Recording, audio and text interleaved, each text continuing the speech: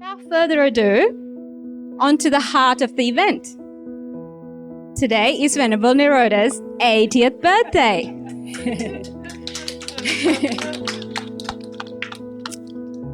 We're gathered here to celebrate her awe-inspiring life. Maybe perhaps to even something new about her life, and express to her just how grateful we are that she is in our lives. To that end, I would like to invite the two individuals who spearheaded this event, Venerable Supeka and Venerable Karanika, to tell us about the motivation for this event and introduce us to the little project they undertook to commemorate this day. Right, so this was actually Venerable Karanika's brainwave, in case you wouldn't have guessed that.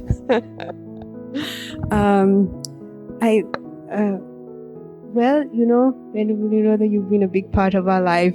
You've been a big part of our monastic life from the day we arrived. If you don't mind, it's vocal. Thank you. Thank you for being my friend and you're a friend to all of us. You're a friend to all of us here, actually, which is why we made the trouble to come on a weekday. And I mean, we wouldn't be here if it isn't for people who have gone before us. And really, Venerable Nirodha is someone who has. Some of us know her stories. And the more we delved into it, the more stories we found out. But she has been an integral part of the growth of Buddhism in Australia, especially in Sydney, actually around the world, as we found out. And it would go unnoticed. And so we thought it was just an occasion to remember all that. You have been such an important person. Important person. We wouldn't be at Santi if it wasn't for you. And so just to honor not only yourself, but all those who have come before us, that we are able to be here today and be able to practice the Dhamma the way we do in Australia, that isn't available in so many parts of the world. I mean, if it wasn't for crazy people like you, to buy properties and to build community where nobody bothers, it is difficult. We wouldn't have the resources and the ability to practice that we have today. So just to honor that and to honor everyone here, so many people who have quietly in the background made it possible for Buddhism to flourish in Australia, and women especially. I think people remember the monks often, but the women in the background who are organizing, who are cleaning, who are cooking, and who are quietly making the Dhamma available to the world, really. So just to acknowledge that. So, like Venerable Upeka mentioned, have known Venerable Nirodha for at least about 15 years as monastics, but before than that as well as lay people, as we would go to Dhammasara. So it has been real inspiration for us. She's been really looking after us, like we would say not mom, maybe auntie, Dhamma auntie. Really been, from the moment we go in, the way she would prepare the bed, the way she would welcome us, make us really comfortable and happy, and, brings a lot of joy. Always, as you all know, she has full of stories, jokes, but none of them is actually empty. Everything she says has a Dhamma twist to it, which is really nice. So we remember. So what we did was that it is lost otherwise. So we thought we should put it all together and keep it for us to read and remember these beautiful things. So if you go to Santi Monastery website, it's available as an ebook. I highly recommend you to have a look. Nice photos. If you want to see Venerable Nirodha when she's young, you can do that.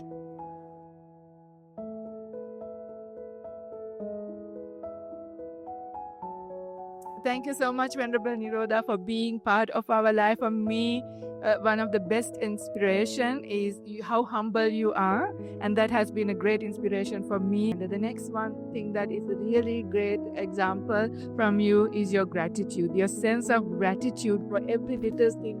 Really have so much gratitude. So that's also very inspiring. So thank you so much for being in our life. Venerable Bhikkhuni Nirodha, also known as Elizabeth Korsky, was born in Austria in 1945 at the end of World War II. It was not an easy time in Europe, but Elizabeth's family was a little more fortunate than most.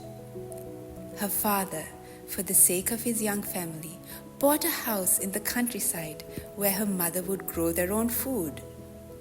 Ilse, as she was fondly called, grew up with her 2 sisters and a brother. Unlike most children of that time, Ilse was loved and rosy-cheeked. "I feel bad," her mother would say when she went to the market, "to see other children who are thin unlike mine." And so, no visitor ever left Ilse's house without something in their hand. These were Ilse's first teachers, whose example influenced her unstinting generosity. Vivacious, enterprising, and intelligent, Ilse was 19 when she met her first husband, Andrew, an older Jewish man from Poland. He was already a successful businessman when he fell head over heels in love with Ilse. But they were not meant to live in Europe for much longer. Andrew soon found out his colleagues were ex-Nazis, and they knew he was Jewish. "I can't stay in Europe," he said, and Andrew explored job opportunities overseas. One was in India. At a dinner party with one of Andrew's Oxford-educated New Indian business partners, Andrew watched in dismay as his colleague repeatedly drowned a bee that fell into his drink with his straw. Every time the poor bee resurfaced, the man would deliberately push it back down over and over. Despite its profitable prospects, the Indian partnership was cancelled. "What?" Ilse couldn't believe it. "I told all my girlfriends I was going to India to live in a house with 20 servants. This was to be one of Ilse's earliest Dhamma lessons in upholding one's principles. Andrew was adamant. "I can't work with people of that caliber," he said, and the dream house in India full of servants never came to be. "These were my teachers," says Venerable Nirodha as she recounts these stories. Throughout her life, success would never take precedence over integrity. Ilse and Andrew moved to Australia in 1965 when she was just 20 years old. Besotted with his young wife, Ilse lived in a golden cage while Andrew often travelled on business. She was intelligent, and as time went by, she became bored.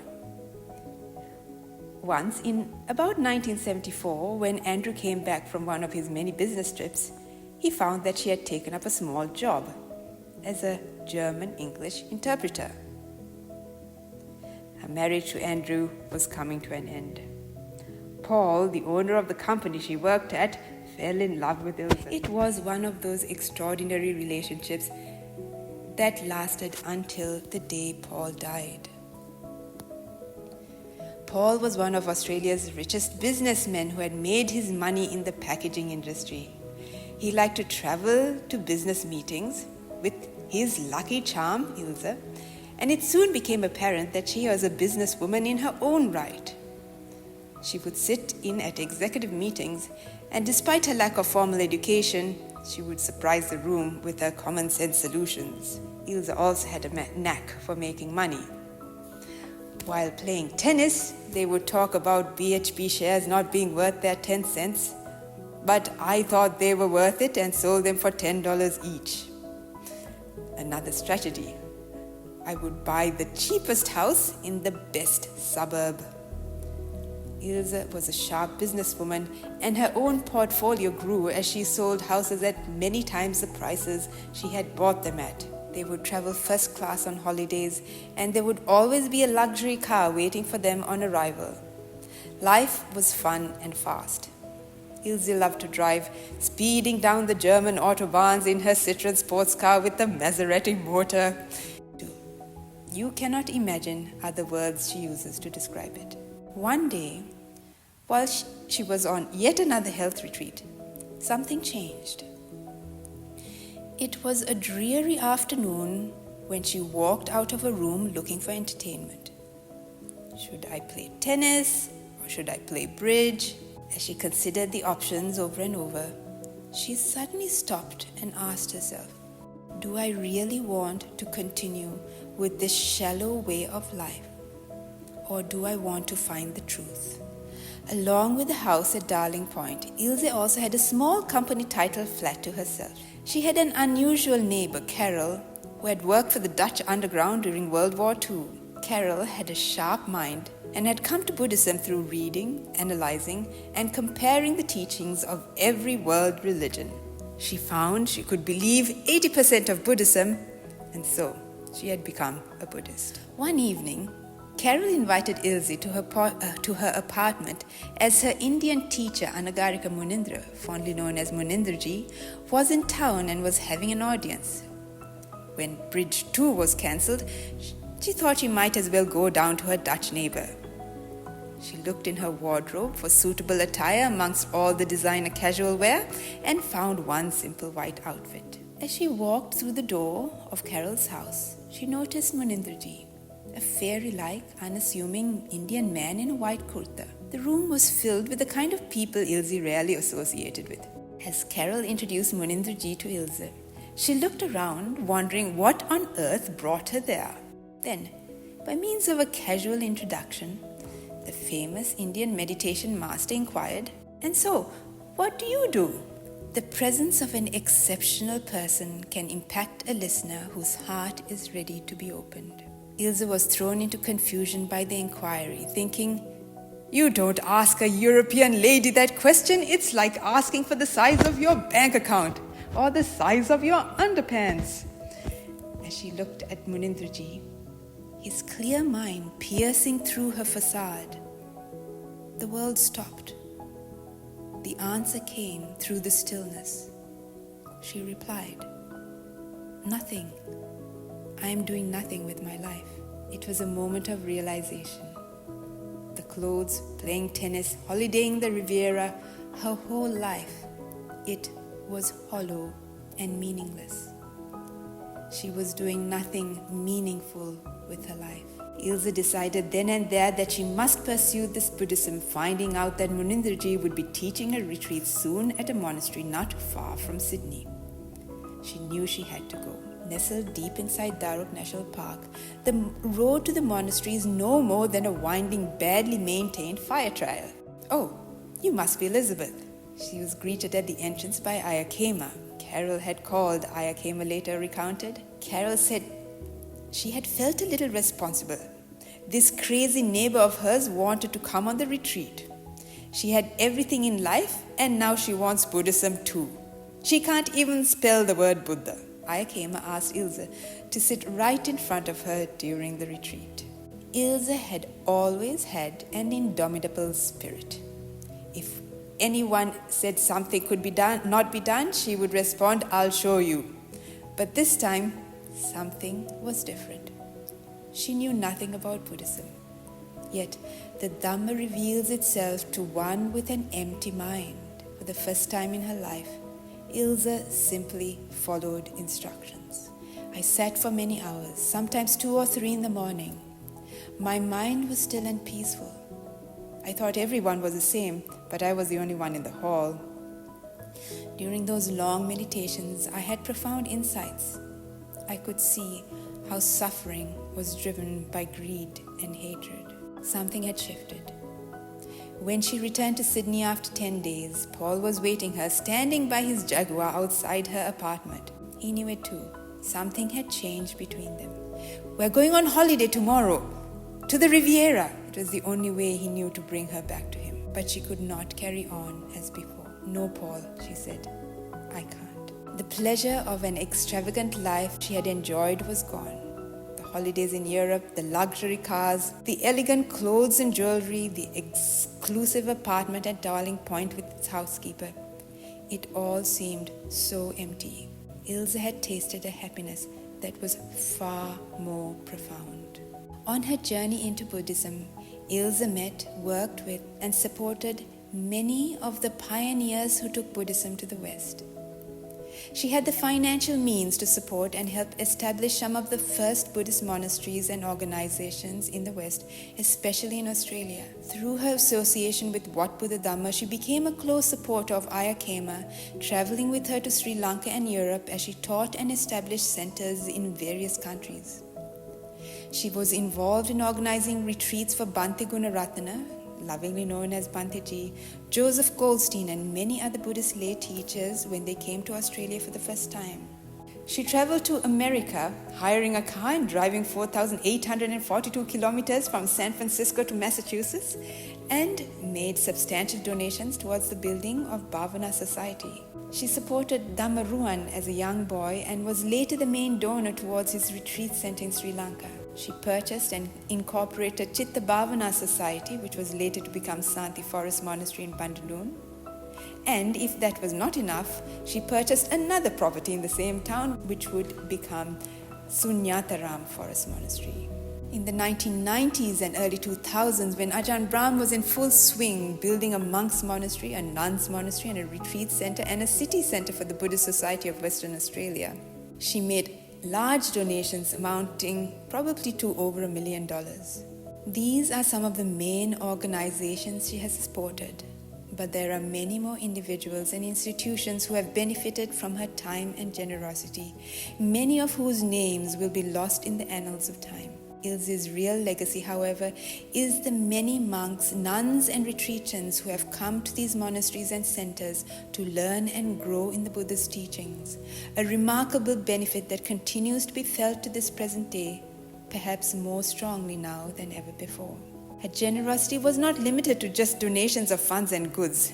Many old supporters from the various monasteries and centers to which she's connected remembers Ilse mowing the lawns and doing all kinds of menial tasks. Even at 80, we still can't stop her from helping out with whatever needs to be done.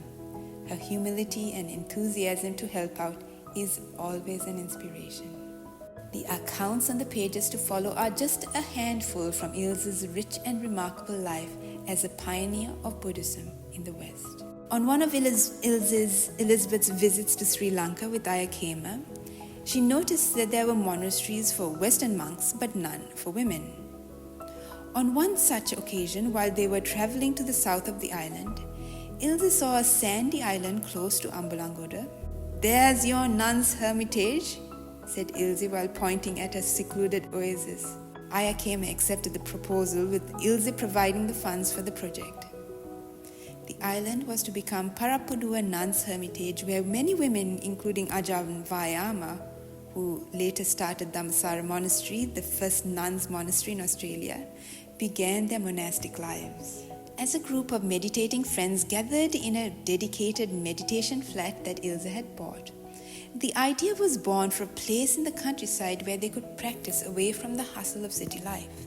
In 1985, the Chitta Bhavana Society, Ajahn Brahm suggested the name, was incorporated, and a property was bought in Bandanoon in the Southern Highlands. It was the ideal location, bordering the Morton National Park and the furthest property still connected to town water. The agent had a cash buyer who was going to make it a resort, but the owner didn't sell. He waited for me until I had the cash. 100 Coal Mines Road was meant to be a holy place. The 150 acres of bushland later became Santi Forest Monastery, one of the few forest monasteries for Bhikkhunis, fully ordained Buddhist nuns in the Western world today. On the momentous occasion of Ilse's meeting with Munindraji, another significant association in her life began. As she sipped her tea, she was mesmerized by a recording Munindraji was playing of a chant in an unknown language. Even without understanding a word of it, Ilse knew she had heard the truth. It was the voice of a young boy, perhaps aged 3 or 4, chanting Pali Suttas with perfect accuracy and a style that has been dated to around 1000 AD. Not just popular suttas, but rare ones. Deep teachings that no boy could possibly have known. As Ilse heard the pure young voice of a child who was said to remember something from another lifetime, she made an aspiration to meet him one day. Ilse did meet Dhammaruwan in Sri Lanka as a teenager. He came several times to Australia to spend time with Ilse, where she introduced him to a global audience. It was on one of these holidays that Dhammaruwan met Bhante Gunaratana from the Bhavana Society in America. Ilse used to organize Bhante Ji's retreats in Sydney, and at one time, as he got into her little Honda, they started a conversation about this young boy who was chanting suttas at the age of 3. "I'd love to meet him one day," said Bhante Ji. Ilse looked at Dhammaruwan, who was sitting in the back seat. "Bhante, the boy is sitting right behind you." Ilse remained good friends with Dhammaruwan. At one time, she organized for Bhante Ji, Dhammaruwan, and herself to go on pilgrimage to India. She was excited about traveling with these two extraordinary people, but now laughs at her disappointment, saying, they'd go off ahead discussing the Dhamma in Sinhala, and I'd be running behind them carrying all the bags. Dhammaruwan eventually ordained as a Buddhist monk with Bhante Ji. The retreat center he built with the money Ilse left him from her estate was named Nirodha Meditation Center. Alongside working hard supporting budding Buddhist monasteries, organizations and teachers, Ilse's understanding and faith in the Buddha's teaching was deepening. She could see, you do good things, but you never come to the end of it. Ilse's travels now took her to places where she met and practiced with some of the greatest teachers of that era. There is no one, it seems, Ilse doesn't seem to have known. Ajahn Kanha, Ajahn Brahm, Ayakema, Bhante Gunaratana, Sayadaw U Pandita, Ajahn Sumedha, Joseph Goldstein and Sharon Salzberg are just the names we recognize. There are dozens of great masters from Myanmar and Thailand who she met, practiced with and supported in those years. One memorable event was going on a long barefoot tudong in Thailand with Ajahn Yantra, who she later offered Sunyataram to. Another was when Ilse ordained temporarily as an 8-precept nun with Sayadaw U Pandita in Myanmar. It was a life-changing experience. She loved her pink robe, and the memory of it never faded. She practiced the Mahasi method of meditation, but tells the story of debating with the Sayadaws as to whether jhana was a prerequisite for stream entry. As such, over the years, she became a devout disciple and supporter of Ajahn Brahm, the jhana master, and the Buddhist Society of Western Australia. Ilse went on many long retreats, but just as her meditation got deeper, her trip would be cut short with a call from home. Paul is very sick. She would go back immediately. Paul remained faithful to Ilse, even though their relationship changed completely after that first retreat.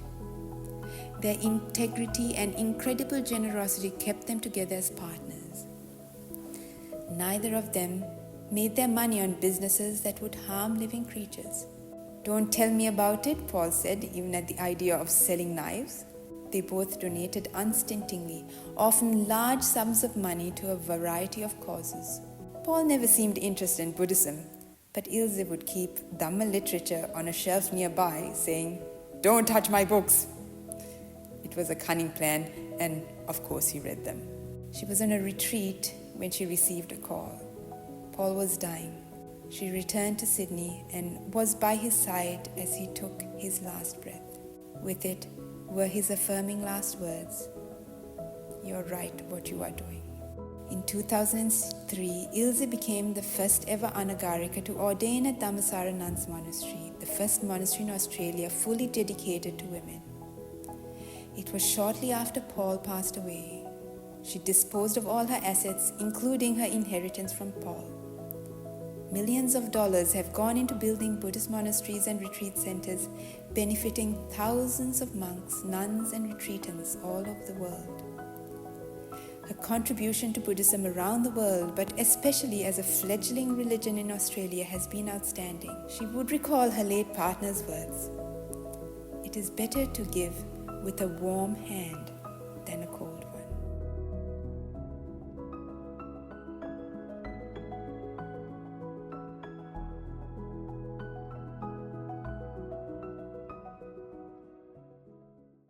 Up next, we have a few speeches by those who have known Venerable Nirodha for many incalculable eons. Only joking, but partly. By that, what I mean is they've known Venerable Nirodha for many, many years. To start us off, I would like to invite Bhante Sujato. Venerable Bhikkhunis, especially Venerable Nirodha, how are you? Speechless. So, welcome everybody, and very thanks so much to the Venerables for organising an event, bringing together the Sangha and the Fourfold community in a beautiful place like this to celebrate such a worthy occasion. And special my gratitude and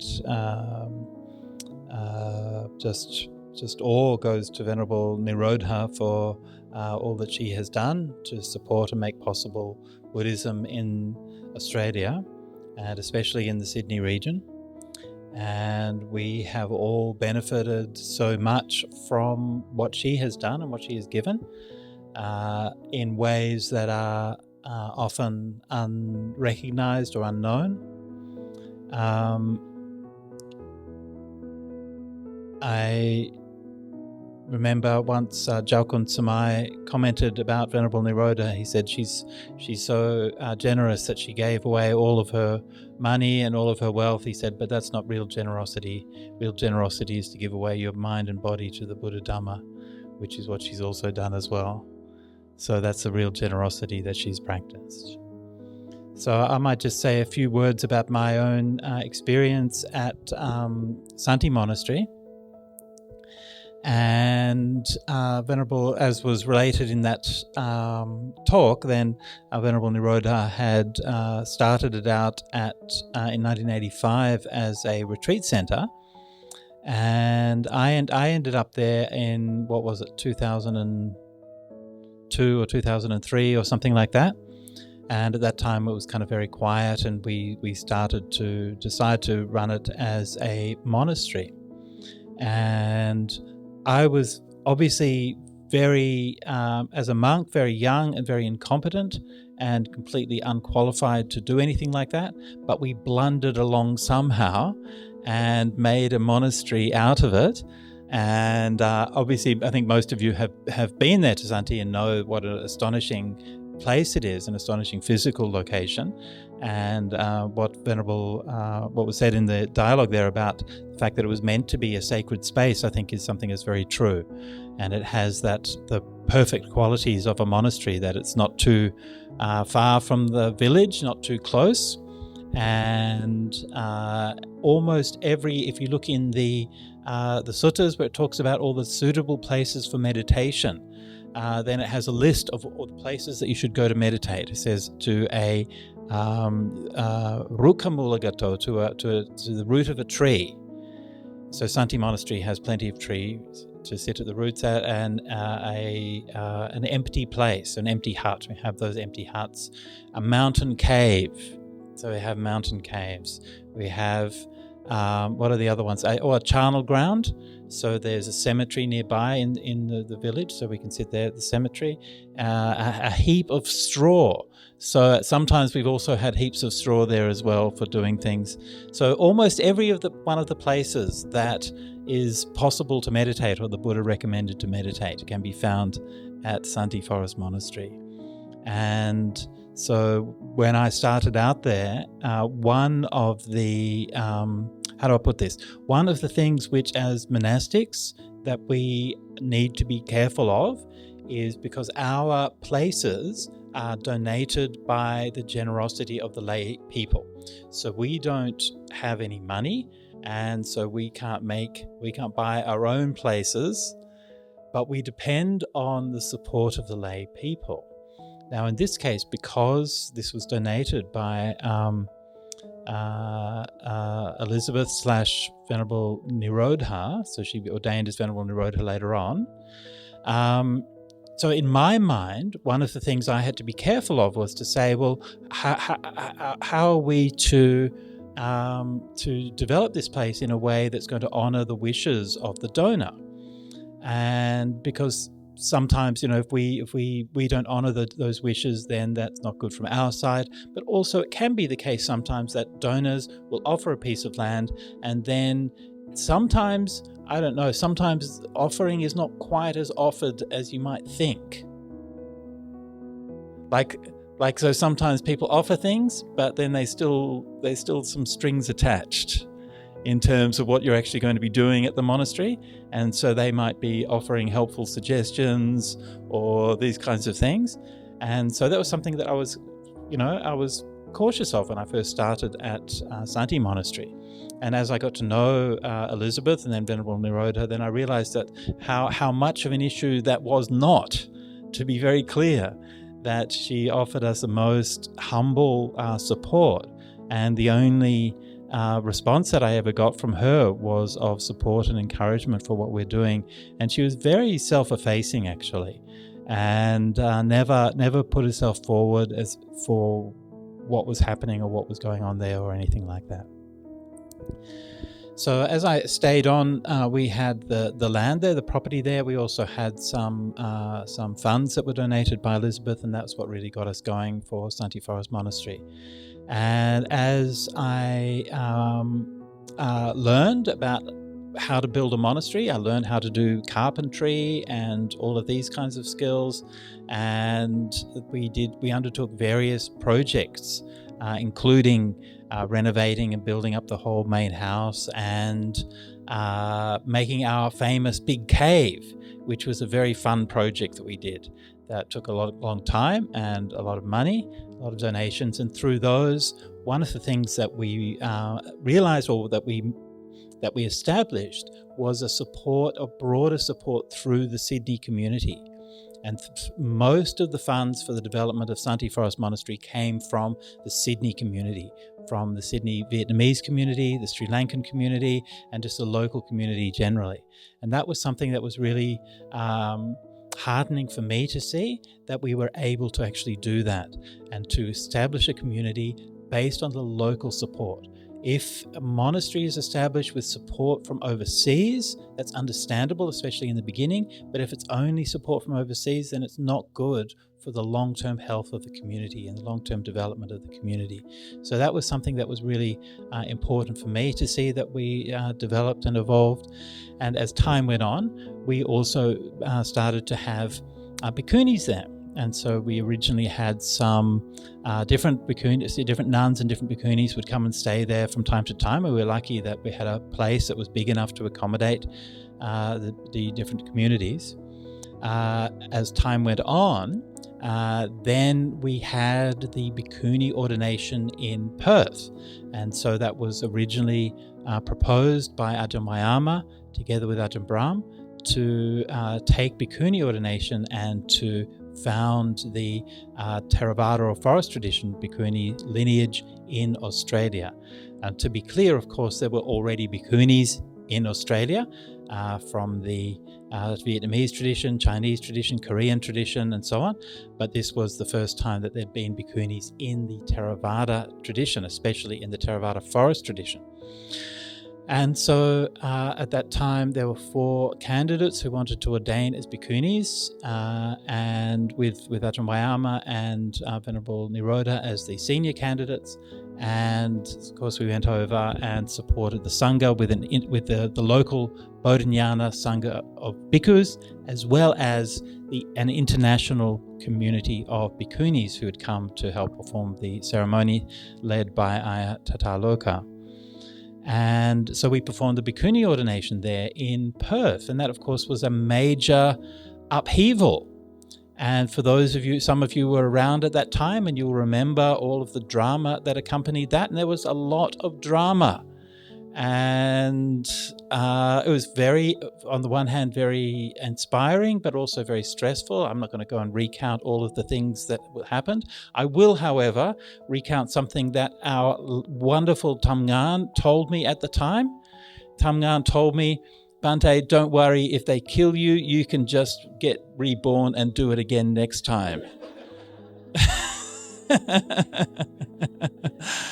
So with that kind of inspiration and support, then what else could we do? And so there was many things that I could say about that period. But one thing that I would say from my point of view is that there were times when some people would frame this as being, this is these Western nuns who are doing this kind of thing, or these Western monks doing this kind of thing, and that's not our Asian tradition. This is what some people would say. To which I would then say, well, you do realize that the Buddha was Asian? And all of the early bhikkhunis were also Asian, and you realize that Asian bhikkhunis that's like the lineage that we are drawing from. They've always been there in China and Vietnam, and the lineage was re-established in Theravada by Sri Lankan and Indian bhikkhunis in the 90s. And so we are, in fact, late to the party and following along with this. And so this attempt to make this a kind of a cultural divide was, I think, very bad faith and very unfortunate. And for me, that kind of argument was so silly, because we were supported here by such a broad spectrum of the Buddhist community. And and there were Thai people, and there are Sri Lankan people from all over. And it's not that there is a kind of one group or something like that is sort of has an agenda for bhikkhuni ordination. It is that there are human beings who long to be free. That's the point. I always remember something that Bhikkhu Bodhi said at our Congress for Bhikkhunis around the same time in Hamburg. And he said that something to the effect of, I'm not quoting him exactly, but something to the effect of that the purpose of the Vinaya is to support people to practice for liberation. It should not be used as an obstacle to prevent people who want to practice for liberation. And that, to me, really encapsulates what this is about.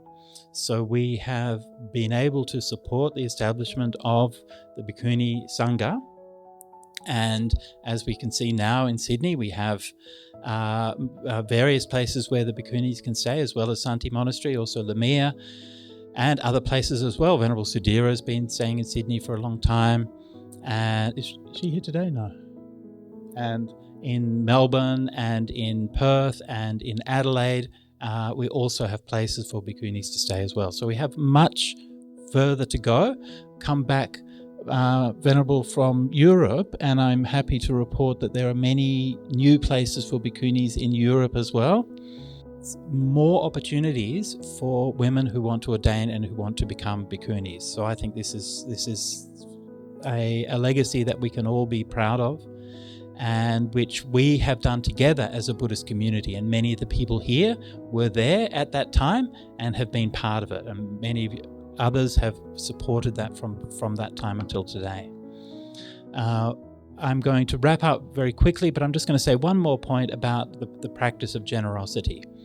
And this was a story of how Dhammasara Monastery became established. In Perth. Very briefly, from the beginning, the Buddhist Society of WA wanted to establish a place for nuns to practice. And they started holding a cake stall at the Friday night talks to raise funds for the nuns. So every Friday, people come along for Ajahn Brahm's talks, and there would be a cake stall. They'd sell a few slices of cake, and they'd raise a few dollars. Right? And they did that, I don't know how long for, 10 years or something, and they'd raised a few $100s. I don't know if any of you have seen real estate prices recently, but that's not going to get you any further. And so if you look at that, you think this is kind of a bit sad, right? It's kind of a bit like, why are they doing this? But what that did was it kept the idea in people's minds, and it kept the idea alive until one day, one man came to see Ajahn Brahm, and he said, I just had a daughter born. And Ajahn Brahm said, congratulations. And he said, look, Ajahn, I thought to myself, when she grows up, if she wants to be a nun, then she should have a place to practice. So here's $100,000. Well, he went away, came back the next week, and then offered the rest. Right? He said, that's not enough. And then he offered ultimately 250, is that what you're saying? Yeah. So he said 100,000 isn't enough, which is true. And then he came back, upped it to 250,000. And that was really the start of that forest monastery. That's how that began. So don't limit yourself. Don't think that it can't happen. Just remember that amazing things can happen. I've spoken with people who were one gentleman was in like the first generation of Buddhism in Brisbane, same generation that you would have been here. And he said like when he was in Brisbane in the 1980s, his dream would be that in his lifetime there would be one Buddhist monastery in Brisbane. Now, of course, there are dozens and dozens. Yeah. So don't underplay yourself. Don't think that we cannot achieve anything, because we can achieve amazing things. And I'm so grateful to Venerable Nirodha for giving me the opportunity to practice at Santi Monastery and to meditate in that beautiful place, as well as to help to share and create a community there, and ultimately to support an establishment of a Bhikkhuni community based in Santi Forest Monastery. So thanks everybody for listening. Thank you very much, Bhante. Next, I would like to invite Ajahn Venerable Pramana from Sanatara Monastery to speak a few words. So, Venerable, all the Venerables and Bhikkhunis here, good morning, and to all the followers, disciples. And rejoice with all of us to be here together. Birthday of Sister Nirodha. Maybe I stand up so I can see you all. That is handmade by monks, recycled timber. So we undoubtedly, as the slide and Venerable Suchato just mentioned, Sister Nirodha have done a lot of good things in this world. And in particular, this monastery, Sunyataram Forest Monastery in Bananoon, since we start in 1989. We have already have some experience with the Venerable Ayya Khema and many other Burmese meditation groups. So because you would like to have this teaching and the teachings available for people in Australia, that time organized by Venerable Mahinda, Aloga Meditation Center in Peace Ridge. So she would like to offer Buddha Dharma Hermitage, Coal Mines Road, to be the monastery. Unfortunately, because of the problems with the council, because of the neighbors use the road, so the neighbor complained. So she said that she already invited and a group of monks to stay for a rain retreat. It is in June. So July going to start the rain retreat just a few weeks time. Then because we already prepared to visit Australia, we cancel our trip to Thailand. Then Sister Nirodha at that time feel that she would like to fulfill her dream. She already made the promise. So she said she have to find new plans for the Buddhist monastery. Then she fast. She make a resolution Adhisatthana, I will not eat anything until I can find a new place for the group of monks to stay.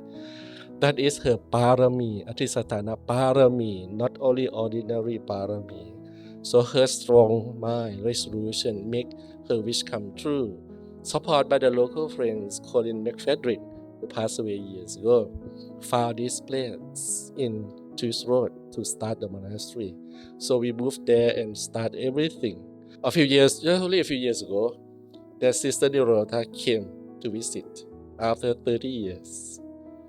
So first day, I remember she said that, now I can die with my closed eyes peacefully, because her wish fulfilled by the monks and the committee who volunteers work so hard to not only to maintain the monastery as a farmland, but to offer so many meditation classes, retreat, Dhamma talk to all age, from the little one to senior one. School, universities, we're very busy at the monastery.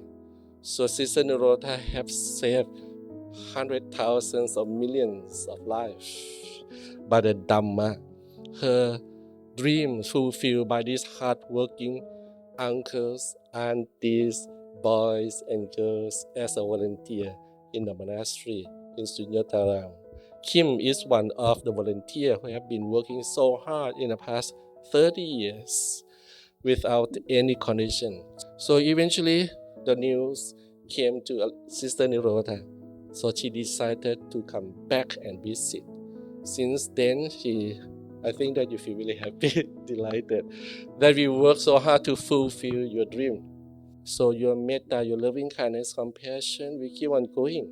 So far that this monastery still function, and we would like to make sure it functions. That's why we have a lot of Dhamma teaching activities and programs non-stop. And these young monks who you saw here just arrived from Thailand a few months ago. They were really well prepared that they have to work hard. So these monks are like your sons. They're a production of your compassion, loving kindness. It never ends in this monastery. So her loving kindness will go around. We will keep on going for the benefit of her dreams, not only in Australia, but for the whole world. So we rejoice with Sister Nirodha for your compassion, loving kindness, and your own personal Dhamma commitment, your personal Dhamma practice, and happy with all the Sangha here, Bhikkhuni, and all of the supporters, because the world needs more Dhamma. Thank you, Ajahn. Thank you very much for that wonderful talk. Next up, I would like to invite Harshini Udgama. Harshini served Santi Forest Monastery for many years in the role of public officer and knows Venerable Nirodha from those many moons ago. Venerable monastics and dear friends, first I would like to thank Ayya Karunika and the Santi community for putting together such a meaningful celebration today, and especially for keeping it a surprise for Ayya Nirodha. It is a true privilege to stand before you today to celebrate the 80th birthday of a remarkable person, someone whose life has been dedicated to kindness, generosity, and the path of wisdom. Today, we honor Ayya Nirodha not just for the years she has lived, but for the countless lives she has touched. I have had the privilege of knowing Ayya Nirodha for 10 years, and in this time, I have witnessed the depth of her generosity and the strength of her character. She's always straightforward and sincere. Yet, beneath that directness, it's a heart filled with compassion, kindness, and even a wonderful sense of humor. Ayya Nirodha's journey is truly inspiring. As many of you know, she's originally from Austria and came to Australia as a young woman in her early 20s, forging a new life in a new land. But what sets her apart is not just where she has been, but what she has chosen to give. Before taking the noble path of monastic life, she gave away all her material wealth, not for recognition or praise, but simply to support the flourishing of Buddhism. As we all know, the land on which beautiful Santi monasteries, Ayya Nirodha's generous donation. This act of pure generosity is a testament to the kind of person she is, someone who does not just speak of selflessness, but lives it every day. For me, Ayya Nirodha is a role model because of the quiet power of her example. She has shown me, and of course many others, what it truly means to give, not just material wealth, but time, kindness, and her presence. I find every moment in her presence to be very special. Ayya Nirodha, on this milestone birthday, we celebrate you, not just for reaching 80 years, but for the wisdom, generosity, and warmth you have shared with us all. May this day be filled with the same joy that you so effortlessly bring to others. Very happy 80th birthday. I'll invite next another long-term friend of Santi, Joseph Lonergan. Joseph's just arrived, so I'm going to put him to work right away. Joseph's lovely wife, Jen Smith, served as Santi Committee President for a good decade, Both Joseph and Jen, as I understand, over those years have become close friends with Venerable Nirodha. So Joseph, over to you. Venerable Nirodha, happy birthday. Now, where to start with speaking about someone like Venerable Nirodha? What a woman, what a brave, strong, determined woman. And nun she is, and always been. When I was offered this opportunity to speak, what came to mind initially was a little experience we had in Newcastle some time ago. We were going for a walk out to the break wall in the middle of Newcastle, on the side of the harbour. And this winter's day, Jen and myself and our little dog, we went on a brisk walk down to the break wall, Venerable Nirodha. But of course, Venerable Nirodha didn't stop there. She wanted to keep on going like that then, out onto this land. And so she forged ahead in her big long strides, determined, walking out there, waves coming bashing around us. And our little dog Frida was trying to take shelter under Venerable's the skirt of her robe and that there too as we're going out. We're laughing and just joking, but it's just hilarious what was happening, it seemed. Anyway, that encapsulates my relationship with Venerable Nirodha, how determined she is, how she forges on ahead with everything. She won't let anything like a little bit of rain or, sand blasting in your face stop her. I've known Venerable Nirodha for a good few years. Meeting her has been one of the main crossroads in my life. Just the influences that she brings in. She's a very dear and wise friend with a wicked sense of humour. Her joy seeps out of her like an overflowing glass, and she shares that joy with everyone that she meets. Her kindness and generosity is legendary, as we all know. And she's been very successful in both her lay and monastic life. When she was at Santi, the people who came there, they were all drawn to her. They came to see Aya, to hear her Dhamma talks, while she laughed and joked with the parents and children alike. She was the life of the party. She was the breathing heart of Santi.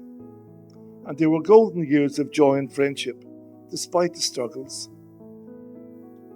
There too she led the way exploring the surrounding bushland, striding out irrepressibly with her long staff and exploring all the near-vertical valleys and hidden caves that I'm told were once occupied, now abandoned of course, were once occupied by intrepid monastics from Bangladesh and Europe. Her endurance and determination led all who were daft enough to follow in her wake. And too, many an evening was spent around the fire listening to Dhamma talks and occasionally watching a Dhamma-filled film. It was an environment that generated a lifetime of friendship, and a cozy setting it was too, just sitting around the fire in the library downstairs in Santi. I particularly remember a film called The Budapest Hotel, set in the mid-20th century. When it finished, the look on Aya's face expressed how deeply she was moved by the scenes of old Middle Europe and her upbringing and memories of her early life there at that time. You've come a long way since then, Venerable Nirodha. It's just a great honour and pleasure being here with you like this, being able to celebrate with you. Next up on the agenda is that we have some birthday messages from afar. So we have messages here from all kinds of people. The first one's from Banteji, who was on retreat, and the day he came out of retreat, he sent this message. I am delighted to send this very short message on Bhikkhuni Nirodha's 80th birthday commemoration volume. I have known her since 1985. Her dedication and devotion to the Triple Gem is unwavering. Her generosity and compassion is clearly noticeable. Every time I visited Australia, she was my devout supporter. I wish her very happy and a very happy and peaceful birthday. May she continue her noble work in good health. Sadhu, sadhu. And then there's one from Ajahn Brahm. In 1991, the Buddhist Society of Western Australia held a huge celebration to celebrate the 30th anniversary on Vesak Day in the Supreme Court Gardens in central Perth. Most people remember the day because of the extreme weather event, which had started with heavy rain and was predicted to wash out the celebration. The downpour stopped for the 2 hours of the proceedings, allowing the Vesak full moon to shine supreme in the clear night sky. After the ceremony had concluded, the rain came down hard and the Supreme Court Gardens was flooded. I remember that occasion as when one of the hired security guards, who was not a Buddhist, came up to me with teary eyes, pointing to Elizabeth Gorski, soon to be Ayya Nirodha. I had told Elizabeth to renounce all of her funds before she was ordained, and that is what she did a few days before. Apparently, when she came out of her bank, having closed all of her accounts, she had a great deal of cash left with her. The first person she spotted was this guy raising funds for his Christian charity.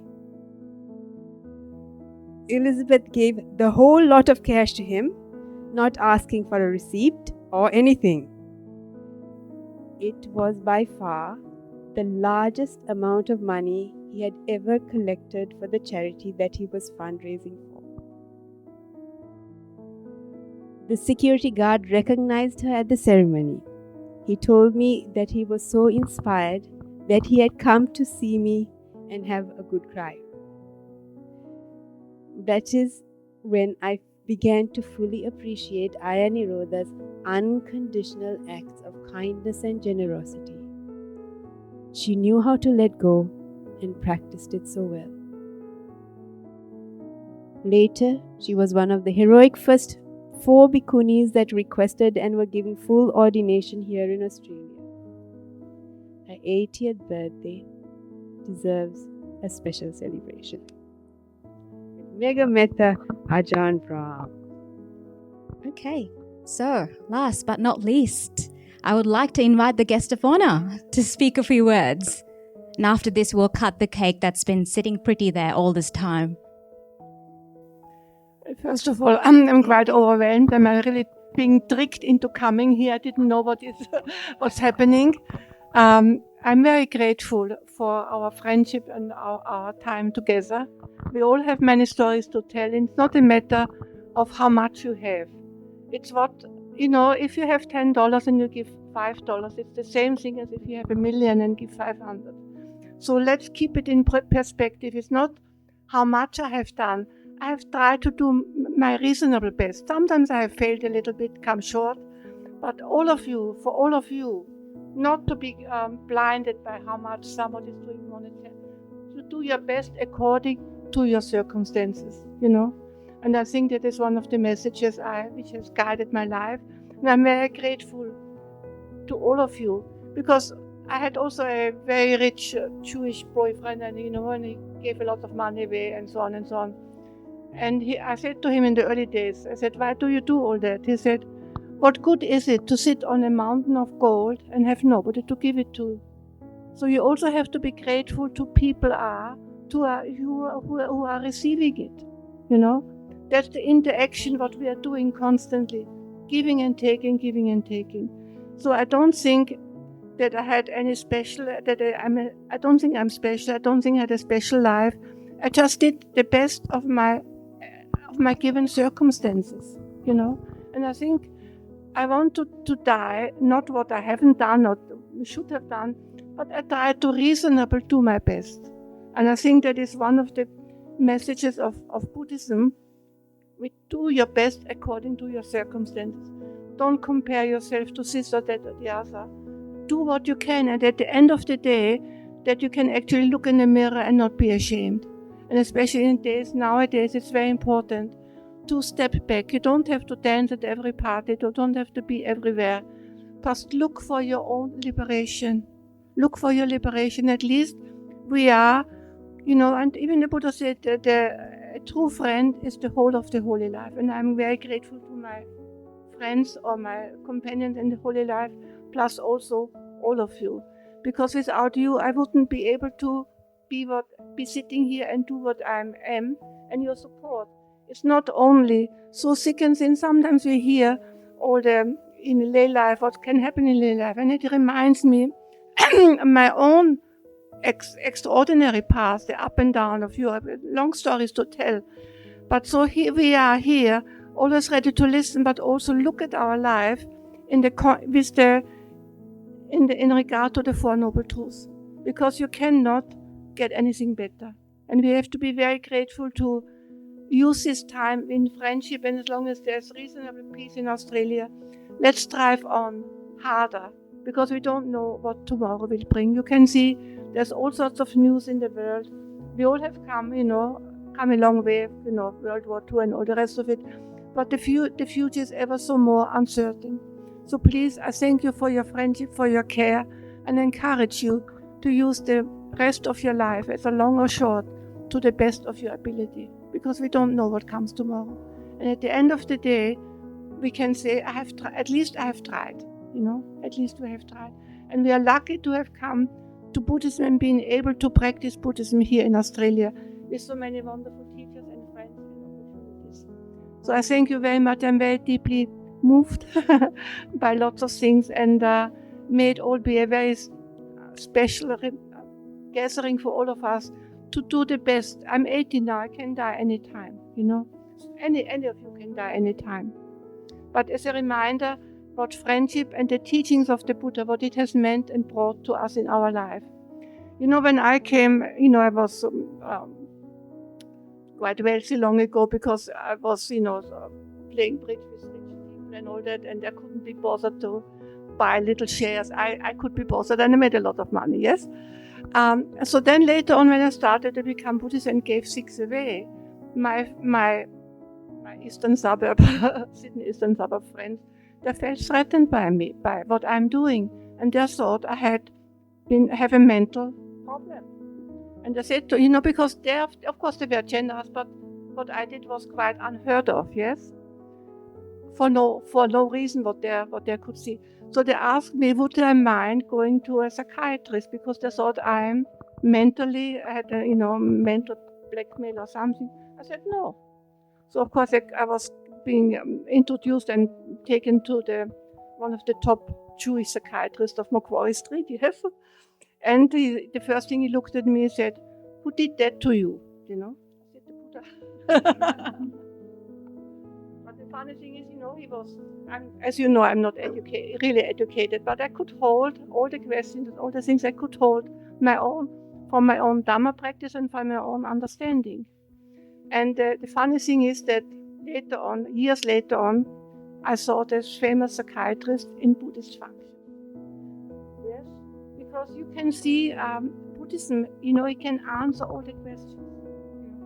And ultimately, what is also, I used to be when you are young, you blame your parents, you blame everybody, right?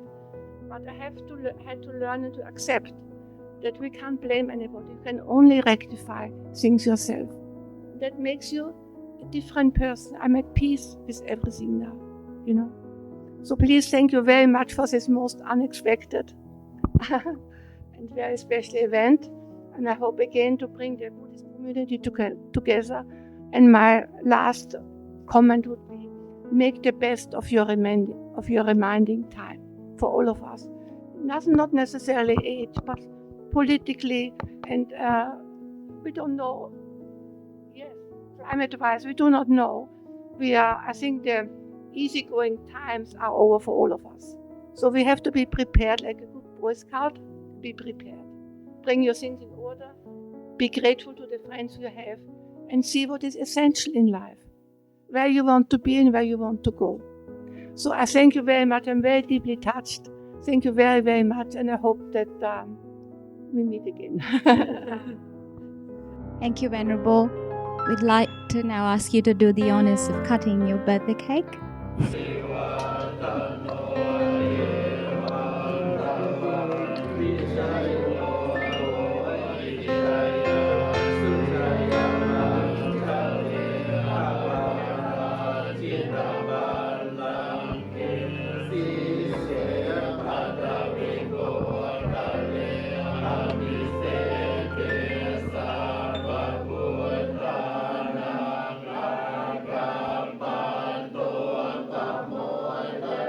All right, so that nicely wraps up the formal part of the day for us, and I would like to now invite Venerable Karunika to give the closing remarks, followed by the blessing chant. Okay, so just a very brief thank you for everybody for taking time today on a weekday to be here to show your appreciation, gratitude, and making it a special day for Aya Nirodha, and also for all the people who behind the scenes have been helping and putting together all these, making it possible. You need many hands, many people support, also funds that came from so many people. So we wish to thank everybody who has been supporting us.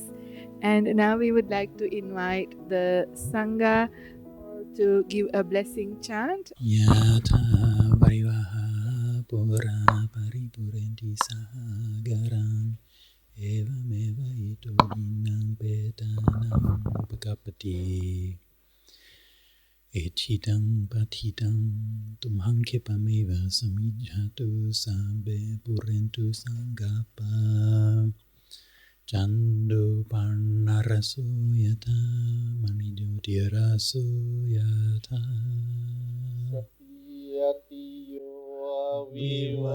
vivajantu sambarogo vina satu mate bhava twantarayo sukhidi ghayuko bhava abhivadana sili sanicang vurdha pacha Chataro dhamma vardhanti ayuvarno sukham bhavatu sabba mangalang rakhantu sabba devata sabba buddhanubhavena sadaso Bhavantu te bhavatu sabba mangalang rakhantu sabba devata sabba dhammanubhave sada soti bhavantu te bhavatu sabba mangalang rakhantu sabba devata sabba sanghanu Bhavena sada soti bhavantu te Sabba buddhanubhavena sabba dhammanubhavena sabba sanghanubhavena buddha ratana Dhamma ratana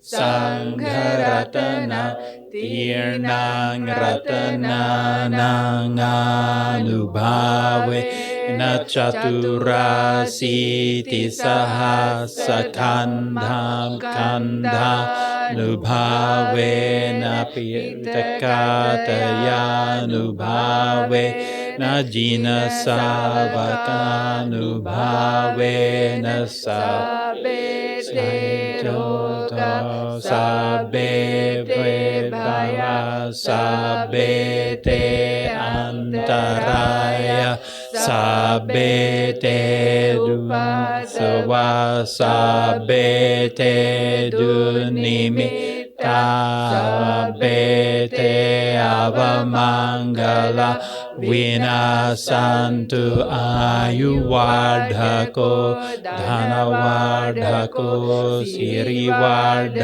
โกยสวัฏโกวรวัฏโกวรณวัฏโกสิกวัฏโกโอตุสัพพดาทุกขโรคภัยเวราโสตัสสะตุจุปาดวะอเนกาอันตรายาปิวินาสันตุจเตจะสาจายสิทธิดานังลาภังโสทิภายังสุขังบาลังสิริอายุจวันโนชาโภกังวุฒิจยสสัตวาสาจะอายุจดีวสิทธิภาวันตุเตภาวตุสัพพมังกลาราคันตุสัพพ